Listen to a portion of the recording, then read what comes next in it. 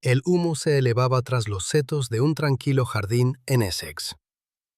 John Palmer se encontraba solo, quemando papeles cerca de la valla trasera de su propiedad al sur del condado. Lo hacía con frecuencia, pero ese día algo era diferente. Un pequeño agujero había sido cortado en la cerca de madera. Al otro lado, alguien observaba. Lo que sucedió a continuación pasaría desapercibido durante horas. Incluso los paramédicos que llegaron al lugar confundieron las heridas con cicatrices quirúrgicas. Cuando finalmente se dieron cuenta, el asesino ya se había esfumado. Esta es la historia de John Palmer, conocido como Goldfinger, y cómo el criminal más rico de Gran Bretaña terminó muerto a tiros en su propio jardín. Palmer no sabía leer. Apenas iba a la escuela. Pero a los 15 años ya tenía claro que nunca quería ser pobre. Creció en Solihull, en las afueras de Birmingham, siendo uno de 7 hermanos que vivían al día. Abandonó la escuela sin calificaciones, comenzó a poner techos con su hermano y vendía parafina al margen. No era glamoroso, pero generaba dinero. Y el dinero significaba libertad. Palmer tenía ambición, un agudo instinto para los negocios. A finales de los años 60, había reunido lo suficiente para abrir un pequeño puesto de joyas en North Street, en Bedminster, Bristol. No parecía gran cosa, pero a los 20 años ya había ganado sus primeros 100.000 libras. Conducía un Jaguar E-Type dorado, llamando la atención por donde pasaba. En los clubes se movía como si fuera el dueño del lugar, siempre ruidoso, confiado y en constante exhibición de su riqueza. Palmer quería ser visto, y se aseguraba de ello. Incluida Marnie Ryan, una peluquera local y ex reina de belleza. Se casaron en 1975, pero el matrimonio no duró. A medida que el mundo de Palmer se volvía más oscuro y peligroso, Marnie intentó alejarse, sirviéndole los papeles del divorcio tras múltiples intentos fallidos. Finalmente se separaron definitivamente. Años después, se establecería con Christina Kepley, una figura discreta pero igualmente central. Ella se convertiría en su pareja a largo plazo, la madre de su único hijo y quien estuvo a su lado durante los últimos años de su imperio. Para entonces, Palmer no solo vendía joyas, las coleccionaba, abriendo tiendas en Bristol, Bath y Cardiff, aceptando desde anillos de oro hasta candelabros derretidos y restos dentales. Oficialmente todo era legal. Extraoficialmente, sus tiendas se hicieron conocidas por aceptar cualquier cosa, sin preguntas. Llamó a su negocio Scadlin, y aunque los libros mostraban un modesto volumen de negocios, Palmer estaba aprendiendo a mover metales sin dejar huellas. Su nombre comenzaba a circular, no en los titulares todavía, pero sí en susurros, entre hombres que no preguntaban de dónde venía el oro. En 1982, Scadlin declaró una importante pérdida financiera, un capítulo que se explorará más adelante. Sin embargo, aquello no sería más que un breve tropiezo en el camino de un hombre cuya vida fue una constante danza entre la legalidad y el crimen. La historia de John Palmer es un recordatorio de cómo el anhelo de poder y riqueza puede llevar a los confines más oscuros del alma humana. Algo monumental se avecinaba, y John Palmer estaba a punto de ser arrastrado a uno de los robos más notorios en la historia británica. La fecha era el 26 de noviembre de 1983, una fría mañana de sábado en Heathrow. Poco después de las 6 de la mañana, una banda de 6 hombres enmascarados irrumpió en el depósito de seguridad de Brink's-Mat, armados con gasolina, palancas y un conocimiento interno del lugar. Su plan inicial era robar 3 millones de libras en efectivo. Pero lo que encontraron fue mucho más valioso. Casi 7.000 barras de lingotes de oro, junto con diamantes y billetes. El botín total ascendió a más de 26 millones de libras, una suma asombrosa para la época. En el valor actual, superaría los 100 millones de libras. El atraco sacudió a la nación. Fue el más grande en la historia criminal británica hasta ese momento. Mientras los detectives se apresuraban para rastrear a la banda, ya se había iniciado otra tarea: hacer desaparecer el oro. Palmer no había estado cerca de Heathrow esa mañana, pero en los meses siguientes su papel se volvió crucial. A través de sus crecientes conexiones, incluidas las de Kenneth Noy, quien estaba encargándose de vender el oro para la banda, Palmer fue integrado al esquema, no como músculo ni intermediario, sino como el limpiador. Para entonces, Palmer había mejorado su estilo de vida. Vivía con su esposa Marnie en el Coach House, una finca del siglo XVIII cerca de Bath, con 30 acres de terreno, establos para caballos y un edificio aislado lejos de miradas curiosas. Fue en ese cobertizo donde, según los fiscales, sucedió el verdadero trabajo. Usando un horno de fundición, Palmer supuestamente fundía el oro, añadía cobre para disfrazarlo y recubría las barras antes de enviarlas y venderlas. Legítimas por fuera, pero inidentificables en cuestión de semanas. No pasó mucho tiempo antes de que la policía se enterara de la operación. En enero de 1985, la casa de Kenneth Noy fue allanada. Se incautaron 11 barras de oro. Días después, los agentes irrumpieron en las puertas del Coach House. Encontraron más barras, algunas a la vista sobre los muebles. Pero Palmer no estaba allí. Ya había volado a Tenerife, llevando a su familia de vacaciones en un viaje que se prolongó más de un año. Se negó a regresar a casa para enfrentar el interrogatorio policial.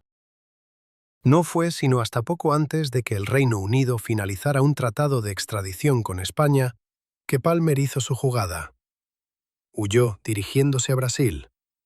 Pero la jugada salió mal. Las autoridades brasileñas le negaron la entrada y Palmer se vio obligado a regresar al Reino Unido. En el Old Bailey, admitió haber fundido el oro en su casa de campo, pero afirmó que no tenía idea de que era robado. El jurado le creyó. Al leerse el veredicto de no culpable, Palmer lanzó besos desde el banquillo. Salió libre y más rico que nunca, ahora legalmente intocable. Mientras que el juicio de Brink's-Mat lo convirtió en un nombre familiar, fue Tenerife lo que le hizo una fortuna. En el intrincado juego de la vida, Palmer demostró ser un maestro del disfraz, transitando con astucia entre las sombras de la ley y la luz de la fortuna, recordándonos que en el vasto teatro del crimen, la verdad a menudo se oculta tras un velo de oro fundido. A principios de la década de 1990, se encontraba inmerso en el floreciente negocio de multipropiedad de Tenerife. A simple vista, parecía un próspero negocio vacacional. Turistas británicos llegaban en aviones llenos, empleados sonrientes, palmeras y papeleo. Sin embargo, detrás de los folletos y las palmeras, Palmer no ofrecía vacaciones. Estaba orquestando un fraude. La operación era rápida. En el juicio, los jurados la describieron como ágil y bien orquestada. Los fiscales estimaron que más de 17.000 personas fueron estafadas, la mayoría británicas, con más de 30 millones de libras sustraídas. A muchos se les dijo que su multipropiedad aumentaría rápidamente de valor, que podría revenderse con ganancias o alquilarse para obtener ingresos. Algunos fueron convencidos de comprar múltiples contratos. Otros pagaron miles en tarifas de registro o marketing falsas, pero las propiedades no existían y nadie recuperó su dinero. Palmer mantuvo su nombre fuera de los libros. El fraude se manejaba a través de capas de empresas pantalla y cuentas en paraísos fiscales. Aparecía solo en los márgenes, pero controlaba todo. Cuando finalmente fue capturado, la magnitud del fraude sorprendió incluso a los detectives más experimentados. En el año 2001, fue sentenciado a 8 años de prisión y se le impuso una orden de confiscación de 33 millones de libras, una de las más grandes de la época. Pero ni siquiera la prisión lo detuvo. Desde dentro de Longlartin, Palmer seguía moviendo los hilos, pero de eso hablaremos más adelante. En su apogeo, Palmer tenía un patrimonio estimado de 300 millones de libras, más rico que algunos miembros de la realeza y más poderoso que muchos políticos. Había alcanzado la cima de la lista de ricos del Sunday Times, compartiendo rango con la reina. Pero el dinero no era limpio. Provenía de un sistema construido sobre desviaciones, engaños y control. Las víctimas se quedaron con contratos sin valor. Palmer se quedó con riqueza, protección y una creciente lista de enemigos. Y esta vez no permanecería oculto. En paralelo a la operación financiera de multipropiedad, existía una infraestructura más oscura, construida no solo sobre el fraude, sino sobre el miedo. A medida que crecía la escala de la operación de multipropiedad en Tenerife, también lo hacía la resistencia. Las víctimas empezaron a quejarse. Algunos empleados se negaron a aplicar las tácticas más duras. Los competidores se movieron hacia ubicaciones privilegiadas. Palmer respondió de la única manera que sabía, contraatacando con fuerza. Para proteger su imperio, Palmer se rodeó de músculo. Matones que no eran solo matones locales, estaban entrenados, eran brutales y leales solo al hombre en la cima. El más temido entre ellos, un grupo conocido solo por un nombre, los Clamps. En el centro de esta red de seguridad estaba Muhammad Derber, un libanés que sirvió como jefe de protección de Palmer durante el apogeo del fraude. Pero años después, los investigadores españoles descubrieron algo mucho más alarmante. El bar no solo funcionaba con la aplicación de fuerza en persona, también estaba siendo vigilado por las fuerzas de seguridad europeas. En este complejo entramado de engaños y poder, se entrelazan las historias de los engañados y los engañadores. Cada acción, cada decisión, es un eco del incesante deseo humano de control y posesión, un recordatorio de cómo el poder, una vez desatado, puede convertirse en un monstruo indomable. Y al final, es la búsqueda de justicia lo que persiste, iluminando las sombras más oscuras de la ambición humana. En el año 2003, el juez español Baltasar Garzón emitió una orden de arresto contra un individuo bajo sospecha de estar involucrado en el blanqueo de capitales vinculados con Hezbolá y Amal, dos grupos milicianos del Medio Oriente. Sin embargo, lo que resulta evidente es que el propio Palmer nunca fue acusado formalmente de financiar el terrorismo, ni se le atribuyó ninguna afiliación ideológica. No hay pruebas de que estuviera al tanto de las operaciones más amplias de Derber, solo que su imperio las hacía posibles. El grupo de los ejecutores, así llamado por sus acciones, se distinguía por su brutalidad. Las víctimas relatan haber sido golpeados bates de béisbol y puños con órdenes de silenciar a cualquiera que interrumpiera el flujo de dinero. Las zonas de multipropiedad en Tenerife se convirtieron en áreas prohibidas para empresas rivales. El equipo de Palmer se apoderó del territorio, expulsó a la competencia y se aseguró de que nadie osara desafiar la operación. A principios de la década de los 2000, las quejas habían llegado a las autoridades a ambos lados del canal, pero en Tenerife, los golpes seguían dominando las calles, aún imponiendo sus reglas. La prisión no detuvo a Palmer. Los fiscales españoles alegarían más tarde que nunca se detuvo. Desde el interior de la prisión de Longlark en Worcestershire, simplemente cambió de táctica. Se dice que utilizaba llamadas telefónicas codificadas, transmitidas a través de intermediarios de confianza para mantener viva la red.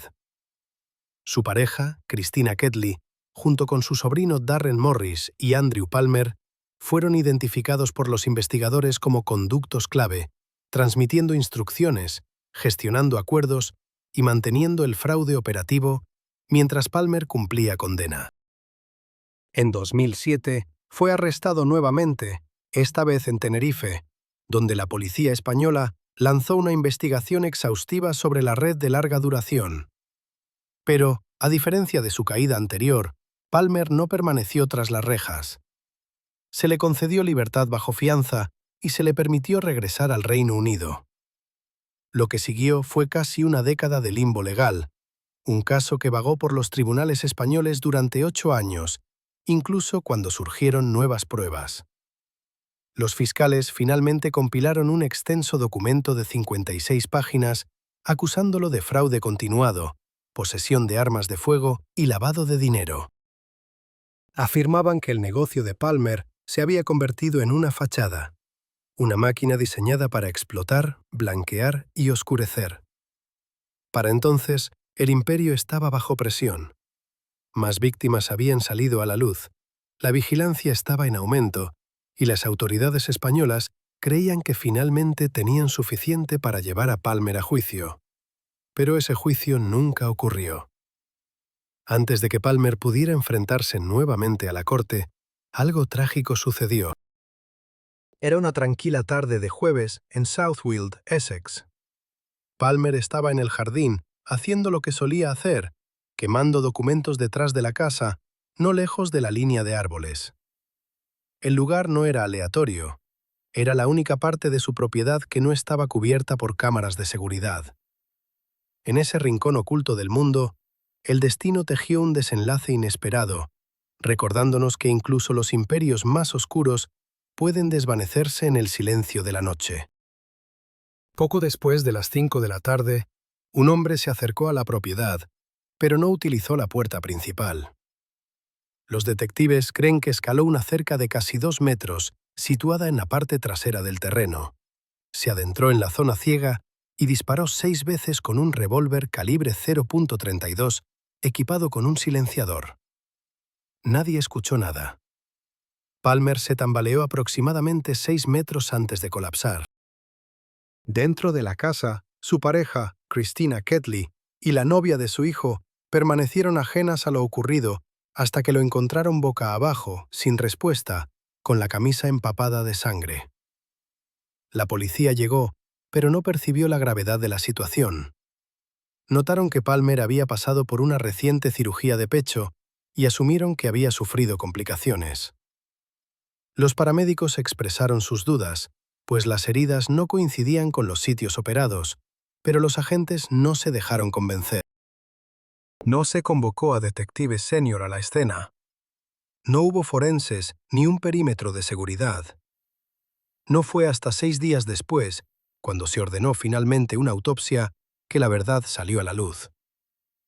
Palmer había sido disparado 6 veces a corta distancia. Fue una ejecución. Para entonces, la escena del crimen ya había sido comprometida. Se perdió evidencia crucial desde el principio. Las cámaras de seguridad mostraron que estaba vivo a las 5 de la tarde. Después de eso, nada. La policía de Essex lanzó una investigación a gran escala por asesinato, pero ya llevaban una semana de retraso. Se entrevistó a más de 200 personas y se siguieron más de 700 pistas. Sin embargo, no hubo arrestos, ni siquiera un solo sospechoso. Solo un creciente sentimiento de que este no era un asesinato común. El crimen tenía todas las características de un golpe profesional. Sin ruido, sin cámaras, sin rastro. Posteriormente, los detectives confirmaron haber encontrado un agujero cortado en la cerca trasera, utilizado, según creen, durante días previos para espiarlo.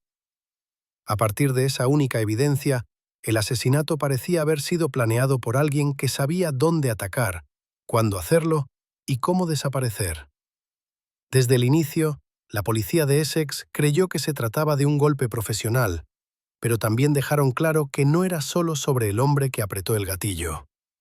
Se trataba de quién dio la orden. Los detectives examinaron cada parte del pasado de Palmer: la red criminal, el caso de fraude en España, las viejas alianzas y la silenciosa disputa aún latente tras décadas. La lista de personas que podrían haber querido verlo muerto era larga, pero 5 teorías destacaban. La primera teoría se centraba en la conexión con el robo de Hatton Garden. Palmer fue asesinado solo semanas después del robo de 14 millones de libras en la bóveda de seguridad de Hatton Garden en Londres. Informes sugirieron que Palmer había estado en contacto con al menos un miembro de la banda. Algunas fuentes del inframundo afirmaron que conocía la verdadera identidad de Basil, el misterioso infiltrado. La policía nunca lo confirmó, pero fue suficiente para avivar rumores de que fue silenciado antes de que pudiera hablar. Otra teoría apuntaba a la familia del crimen Adams, uno de los sindicatos del crimen organizado más temidos del Reino Unido. El clan Adams tenía una larga y complicada historia con Palmer. Su enemistad se extendió durante décadas, un conflicto que se mantenía como un eco persistente de un pasado que se negaba a desaparecer. En el tejido de sombras de esa historia, cada hilo llevaba a un posible motivo, a un desenlace inevitable. En este intrincado laberinto de traiciones, alianzas rotas y secretos enterrados, el caso de Palmer se erige como un recordatorio sombrío de que en el mundo del crimen, las sombras del pasado son profundas y las lecciones del presente implacables. En la década de 1980, el legendario robo del Brink's-Mat dejó una estela de misterio y crimen en la historia británica. Los autores de crímenes reales insinuaron que John Palmer podría haber tenido pruebas que vinculaban a la notoria familia Adams con un asesinato histórico, ocultas en una caja de seguridad en Hatton Garden. Si aquello era cierto, podría haber sido suficiente para desatar una serie de eventos fatídicos.